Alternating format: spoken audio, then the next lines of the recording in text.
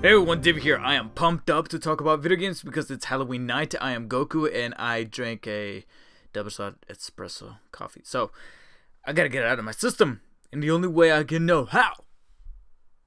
That was supposed to be Christopher Walken, I'm sorry. But, got a new Last of Us Part 2 trailer right out of Paris Games Week 2017. And I have to talk about it. Here's the deal. It's about 5 minutes long. It's one continuous one-shot take.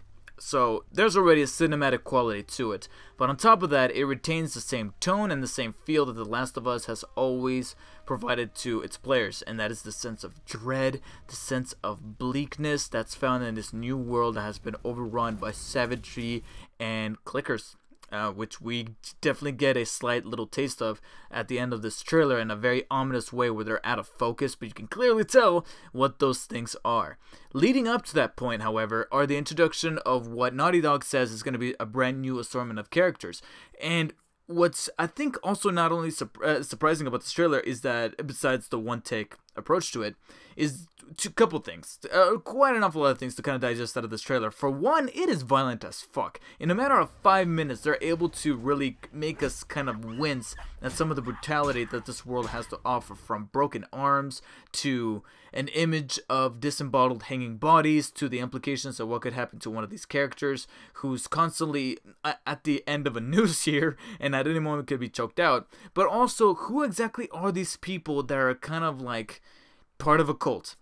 Which leads me to probably my only little gripe with this trailer is the introduction of this cult that are talking about how, you know, this woman who's doing this for the bidding of, because they are dealing in sin and all these other, and I'm like, guys, I loved that The Last of Us came from a place of originality, but going the way of these heretics that have gone a little crazy, I feel like we're doing this already to death at this point. It's becoming the new zombie for the video game. I mean, we literally just had a fusion of both zombie-ish creatures and religious heretics, and I believe Outlast 2. Outlast 2 kind of did that and took a horror approach to it, and now we're going to get a game in February that takes a much more action, free world approach to that type of material with Far Cry 5. And in between, I think we've had a fair share of other video games that do this from either a serious angle or a comedic angle, and now Last of Us Part 2 is doing it. And I'm hoping that maybe this is more of an isolated incident that we found these supporting characters stumbling upon with these heretics, and they're not going to be part of the bigger picture.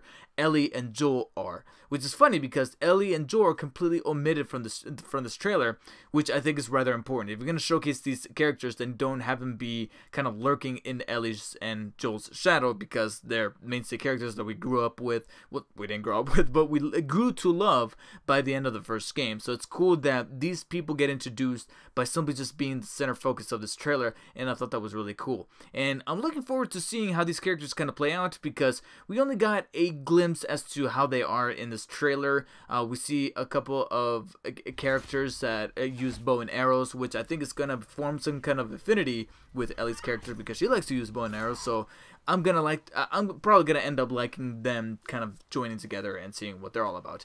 Who is very, in my opinion, the much more interesting character to see where she's coming from is the mysterious character played by Laura Bailey. She's gonna be returning. Oh, what a surprise! Laura Bailey's she's the female Troy Baker of the gaming industry right now. She's in fucking everything. And if she has to be in a game, she has to have muscular arms. First it was Nadine, and now you got this girl.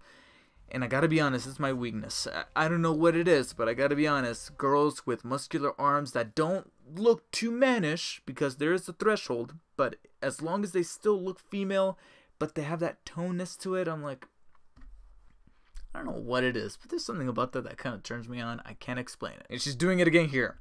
And she's the one that's going to be using her hammer as the weapon of choice. And I'm thinking that because of how much they're focusing on that hammer, not only with this trailer, but also with a poster that was dropped by, I think, Neil Druckmann some time ago on their Twitter. It's one of those artsy Mondo poster type of looking posters from the new Last of Us game.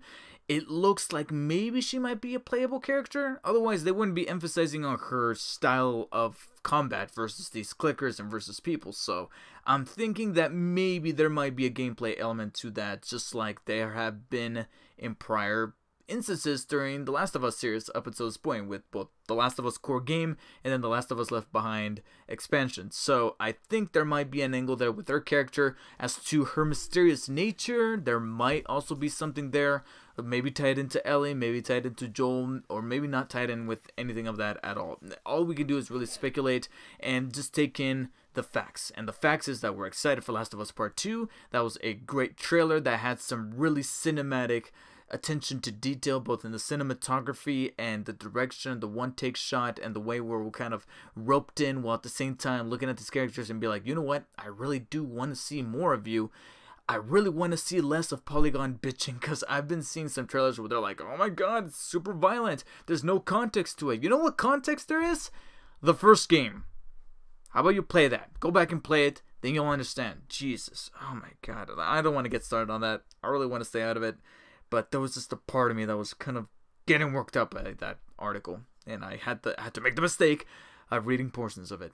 Besides that, I think we can all agree that The Last of Us 2 is one of the most anticipated games to be coming out on the PlayStation 4. It'll probably be a really good while, because at the end of it, they slap on that little subtitle saying in development, and whenever that happens, there's a really likely chance that we're probably not going to be seeing Last of Us Part 2 until 2019. But hey, if the entire game is going to be looking like this trailer, I say take your time. Not only because it's going to be a beautiful and amazing game, but also because I'm not necessarily ready, as well as everybody else is ready, to kind of dive back into this world and probably get hit in the feels once more, just like that first game did. No, not again. Please don't do that. So, Last of Us Part 2. Are you excited? Do you think that maybe they're milking the series a little bit too much? Or do you think that this is a good way to kind of get away from Uncharted for a time being, and then maybe in between bring in a new IP? I don't know. Maybe a brand new strategy might be in order here for Naughty Dog. All I know is that I do think that the morbid part of me thinks that that girl should have been in more pain getting her arm broken that way. I don't know. She just looked a little bit too chill with it. Do you agree? Let me know in the comments. Make sure you support the video by hitting the like and share button, and also subscribe for future videos coming very, very soon. And it also shows your support to the channel, so hitting the subscribe button means an awful lot. Until next time, guys, see you all later.